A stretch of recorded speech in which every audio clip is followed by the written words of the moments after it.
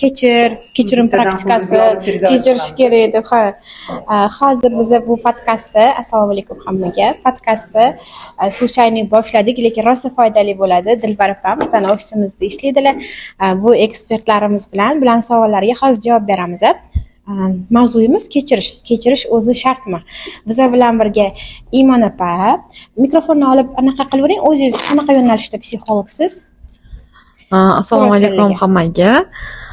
Men yo'nalishim ona va bola yo'nalishi, klassik psixologiya bo'yicha, ezoterik psixologiya и matritsiya tahlili bo'yicha. Noyob bilimlar bo'yicha. Bular Gulnora opam. Mani ismim Hamrayeva Gulnora. Da, men psixologman, gestalt terapeutman. Da. Bular Dilbar opa bilan hozir bizning ofisimizda ishlaydilar. Bular Shahnoza, o'zingizni ofitsialniy tanishtiring. Shahnoza Shairovna, qalbshunos va yoga trener, pedagog psixologda. Endi Nargiz opa. Madarova Nargiza, pedagog, psixolog, defektologman. Bolalar, o'smirlar va ayollar bilan ishlayman, amaliy psixologman. Xullas, mana shu kuchli psixologlarimizdan hozir alohida bularga savollarga javob bo'ladi, estilagan javob bo'ladi. Tayyormisiz Dilbar opa? Mikrofonni qo'lingizga olib gapirasiz. Savolim, men kechirish xohlayman, lekin kechirsam ozginadan keyin yana aybdorlik ehsos, sen aybdorsan degan anaqa bo'ladi. Ayblashadi, Ayblashadi. Bu yerda meni aybim bo'lmasa ham qattandir gaplar eshitilib qolib, meni shu ayblashaverishi menga yoqmaydi. Keyin shuni men nimaga kechirdim? Bular yana qaytadan meni mana shunaqa yomonlik qilishmoqchiman. Zarba berishyapti menga deb. Hozir sani sharga o'xshab puflab, treskitsa qiladigan oxirgi joyi bor, o'shanaqa bo'lib turibdilar-da, menimcha. Gapirayotganlarida ham bilinib turibdi. Bu nimadan? Bu avvalambor endi bilmadim, odam tilida bo'ladimi, meni gapim hozir yo'qmi, lekin inson o'zidan uzoqlashib ketganda va inson o'zini juda ham ichidan juda ko'p ayblab yorganda, ya'ni o'zini kamsitganda bo'ladi. Tushunmayman, bu yerda kechirim haqida biz gapiryapmiz. Kechirish shart va majbur. To'g'ri qilgansiz, kechirib, lekin kechirimni ko'pincha bizani ayollar aqldan qiladi. Tipa Alloh roziligi uchun deydi, lekin hech qachon qalbidan o'chmaydi. Qizlar 60 yosh, 70 yosh, 80 yoshga borgan ona xoladan bir oz so'rasanglar, o'zi shundoq dardini dasturxon qilib beradi. Nega? Chunki u kechirmagan. Ya'ni kechirmagan, qalbdan kechirmagan. Aqldan kechirdim deydi, lekin ichida o'sha dog'i turadi. Nega sizni yana qayta ayblashadi?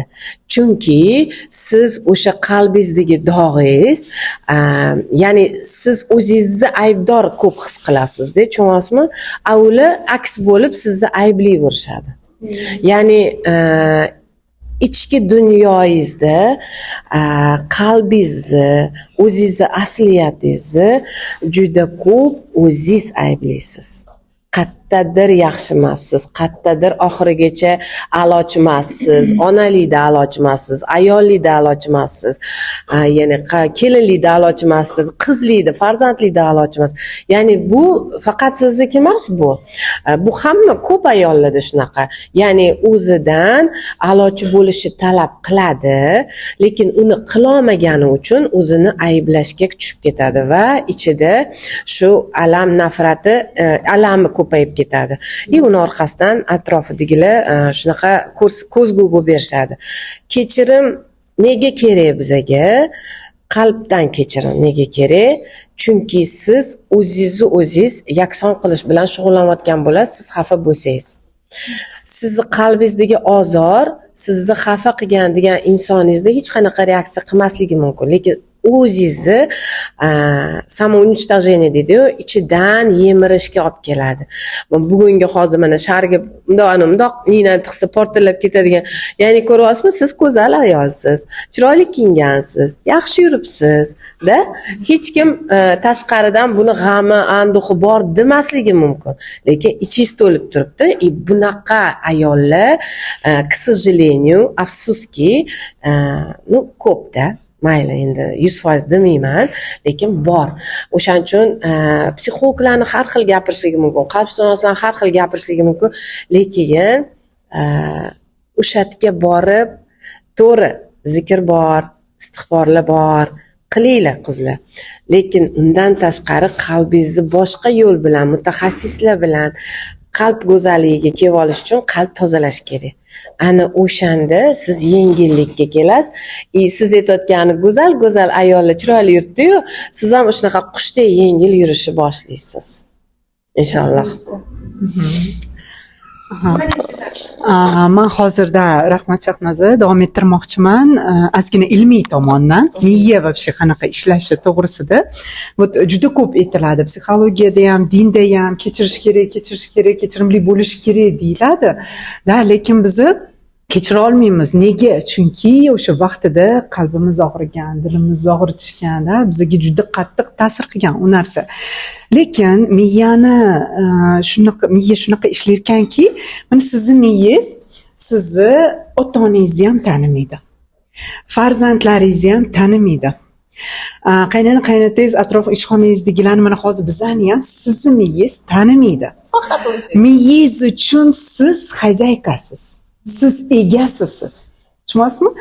Shunda agarda siz boshqa insonni kechira olmasangiz, sizni miyangiz san o'zing kechirmayapsan deydi.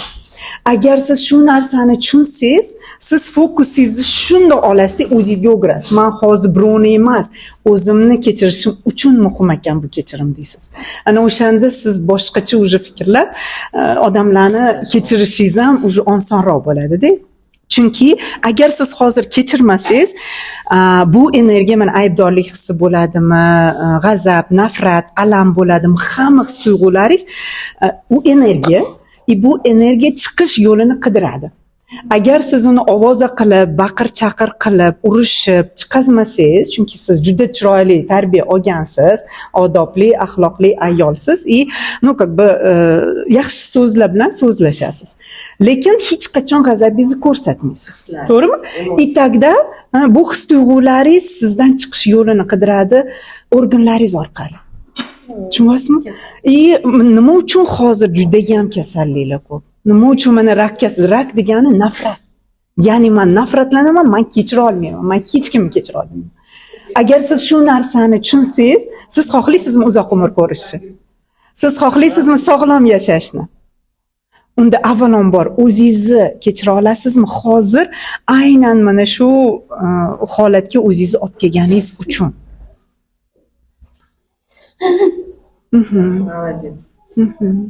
Yig'lang, chiqazing, yaxshilab. Ko'rdingizmi, qalbingiz o'kirib yig'lagingiz kelyapti, dohillab baqirgingiz kelyapti. Lekin siz yillar davomida buni ushlab yurgansiz ichingizda. Tushunyapsizmi? Bo'ldi. Uje ushlab yurishingiz kerak emas. Uje bu narsani tashqariga chiqarish vaqti keldi. Yig'lashni qarayman, shunaqa paytda yig'lashda voy yig'latishyapti deb qabul qilishadi-da. Aslida biza xursand bo'lamiz inson yig'lasa. Bilasizlarmi nimaga? Chunki u yengillashayotganini alomati. U qalbga yetib bordi shu gaplar. Qalb uni yig'i bilan chiqazib yuboryapti. Ertaga boshqa organni kasalligi bilan chiqarish shart emas. Yig'i bilan chiqib ketsin. O'shaning uchun endi bilmadim, men xursand bo'laman jarayonida. Bu hech qachon mana даже yaqin insonimizdan yo'qotamiz-ku. Yig'lamaylik deyishadi. Skoriy chaqirmaylik qizlar. Yo'q, skoriy chaqirmaylik. Bu yerda qarang, ekspertlar bilan o'tiribdilar. Ekspertlarda hech qachon skoriy chaqirilmaydi. Chunki ularda chuqur ishlov ketadi. Potem hech qachon yig'lamagin deb to'xtatishimiz kerak emas. Yig'lava, chiqazva tashqariga deb biz nima qilishimiz kerak. Qancha hissiyot chiqsa shuncha yaxshi. Nargiz opam gapirsinlar. Ular anaqa keldilar fikr sразу ularga. Aha, ho'p. Hozir men ham Shahnoza opam bilan Gulnor opam gapiga qo'shilaman va juda ham hozir kuchli jarayon bo'lyapti. Shu yerda men ham ong osti va ustanovkalarga qaragan bo'lardim-da. Bolalikda shu programmalarda katta bo'lgan inson har safar kechirganda yaxshi ishonchi bo'ladi. Mana shu safar yaxshi bo'ladi. Mana shu safar tushundi, bo'ldi. Endi bundan buyog'iga yaxshi bo'ladi deydi. Lekin bu sikl yana qaytariladi. Yana xuddi shu vaziyat bo'lganda yana aybdor holatga ayol o'zi tushadi-da, chunki ichki ustanovka bor bolalikda shu sen aybdorsan, sen mana shunday qilganliging uchun, mana shunday bo'lmaganliging uchun mana shu vaziyat kelib chiqdi degan holatdan yana aybdorlik hissi keladi. Xuddiki shunday psixika o'zini aybdor his qilaverganligi uchun bundan chiqayotgan energiya maydon boshqa odamlar ham shu energiyani o'qiganligi uchun sizga sen aybdorsan deb aks bo'lib ko'rsatadi. Aynan shu yerda mana shu siklni qaytarilmasligi uchun ham avvalo o'zimizga qaytishimiz, tanamizni his qilishimiz va qayerdadir yig'lash kerak bo'lsa yig'lash, baqirish kerak bo'lsa baqirish, bular chiqarishni boshlaganimizdan keyin vaziyatimiz sekin-asta o'zgarishni boshlaydi. Foiz to'g'ri aytyaptilar. Hozir o'sha ong ostidagi iqrorliklar, bular hammasi bolalikdan-da. To'g'ri, ruhi o'zini yo'li nimasi deymiz, lekin bolalikda orttirilgan o'sha iqrorliklar, balkim ota-onadan kelayotgan programmalar har xil bo'lishi mumkin, lekin o'sha iqrorliklar sabab, o'sha iqrorliklarni poydevor bo'ladida, uni meni qurilib qoladi. Va u o'ylaydiki, bu manman deb o'ylaydi. Rostdan ular tashqaridagi hamma ayblayotganlar, ular haq deb o'ylaydi. Aslida asliyatingiz unaqa emas. Asli, mana misol uchun bolalikda katta qotganimizda farzandlarni oldin, hozir bilmadimmi, oldin juda ko'p solishtirishgan. Ana xolangni qizini qara, ammangni qizini qara, o'rtog'ingni qara, u yoq deb yoq. Bolada неполноценность, ya'ni men yetarlicha yaxshi emasman degan programma, iqrorlik qoladi. Programma bu nima? Bu xuddi kompyuterga kirgizgan yo telefoningizga kirgizgan programmangiz. Ya'ni bolada, farzandida man yaxshi emasman degan programma. Va bu programma butun umr ishlaydi ayollar uchun. Har gal o'zini aybdor his qiladi, har gal o'zini yetarlicha yaxshi emas deb biladi. Hatto sizni Alloh sevib yaratgan, sizni borishcha mukammal yaratgan, lekin bilar bilmay programmangiz ishlagan uchun o'zingiz ichingizdan aybingizni qidirverasiz, aybingizni topib va atrofingizdagilar sizga yana ham yordamlashaveradi. Endi Imon opam ham eshitaylik. Imon opam boshqacharoq yondashadilar hozir.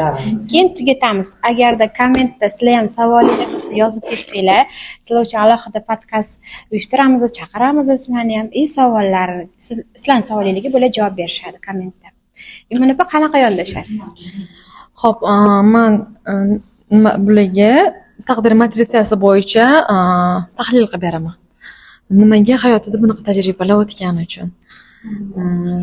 Nilufar opa edi, Dilbar opa. Eng birinchi navbatda siz 14-energiyada ostida tug'ilgansiz. Sizni portretingiz o'zi ichidan juda ham ichiga yutadigan, Allohni ichidan chuqur his qiladigan, ichki intuitsiyasi juda ham kuchli ayolsiz.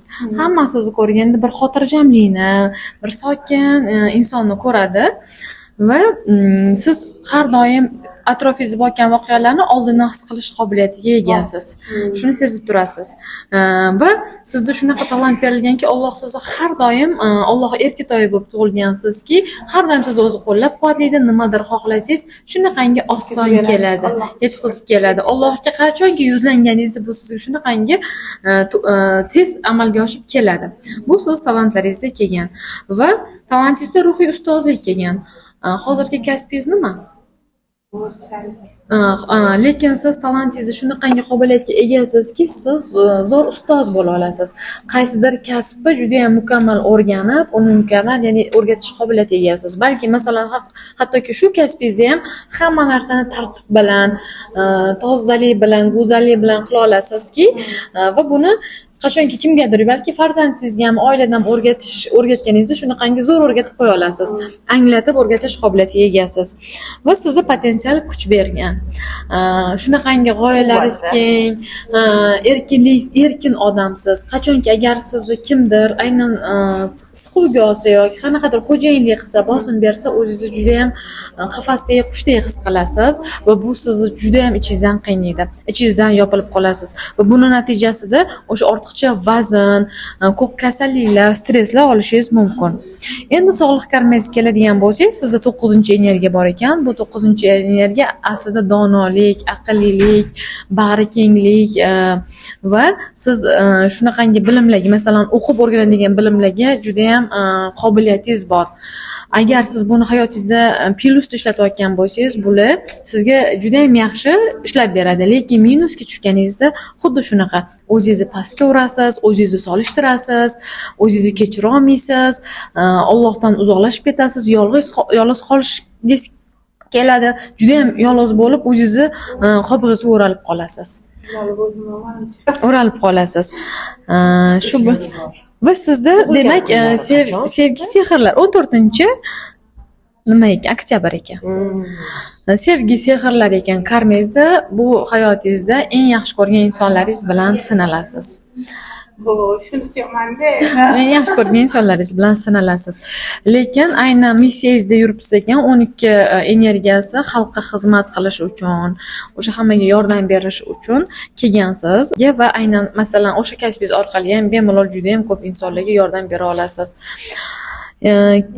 Karmangiz bilan alohida ishlashingiz kerak. Aynan o'sha kechirish bo'yicha, sevgan insonlaringiz bilan sinalishingiz bo'yicha. Bu eng avvalo bular aytgandek, mana opalarimiz aytgandek, hamma gaplariga amal qilib, boshqa kechirish qoidalarini eng birinchi o'zingizga qaratib fokusni kechirishingiz juda ham muhim rol o'ynaydi. Munosabatlarda aynan masalan aytib o'tmoqchiman, kechira olmaysiz, bu onalik munosabati sizga juda ham muhim. Siz imperatritsiya bo'lib kelgansiz. Qachonki siz juda ham mehribonsiz, ochiq qo'lsiz, bag'ri kengsiz, ayniqsa farzandlaringiz bilan juda ham yaxshi ona bo'lishingiz juda ham talab etiladi. Ko'p farzandli bo'lishingiz, sizni qo'lingiz nimaga tegsa gullab yashnab ketadigan qobiliyatlarga egasizda. O'shalarni o'z vaqtida qilsangiz, munosabatlaringiz har doim joyida bo'ladi. Dilbar opa, xonamizga kirganingizdan afsuslamayapsizmi? Yuring deb chaqirib olib kirdim-da sizlarga. Bizni podkast qo'yamiz, yuring bizga qahramon kerak deb. Qanaqa his qilasiz o'zingizni? Yordam berdimi? Ozgina 15 minutlik podkastimiz o'zi. Yordam berdimi? Ha, yordam berdi. Lekin shu hozir bularni aytishlari, bu jigarlar bilan silanasiz deyotganlari bu hayotda bo'lyapti-da. O'sha taraflama menga qiyinchilik bo'layotgani nima deydi? To'g'ri aytyaptilar-da. O'shani topib beryaptilar. Keyin onalik mehri deyaptilar-yu. Onam vaqtli olamdan o'tganlari uchun balkim men shu narsani his qilmasdirman, lekin farzandlarimga yaxshi ona bo'lishga harakat qilaman-da. Lekin qayerdadir xatolik qilib qo'yamanki, bir paytda farzandlarim aytganimni qilmay qo'yadi-da. Ayniqsa o'g'il bolalar. Qizim aytganimni qiladi. Qizim hozir o'smir yoshda bo'lgani uchun ko'proq meni yaxshi tushunyapti. Ayol kishi bo'layotgani uchun, balki qiz bola bo'layotgani uchun. Mikrofon edi. Ha. Chiqala qoladi. O'sha taraflama balkim yaxshi ona bo'la olmayotgandirman. Ko'p narsani angladingiz Dilbar opa. Sizga yechim berishdi qancha? 15 minutda katta yechimni berib tashlashdi. Bizning xonaga tez-tez kirib tursangiz, podkastlarimizda qatnashib tursangiz va davomiy YouTube'dagilarga ham yordam beramiz. Agar bugungi suhbatimiz yoqqan bo'lsa, sizlar nimadirlar anglagan bo'lsanglar, hamma ekspertimiz danlilarini video tagida qoldiramiz. Davomiy biz podkast qo'yib boramiz, kuzatib turinglar. Rahmat.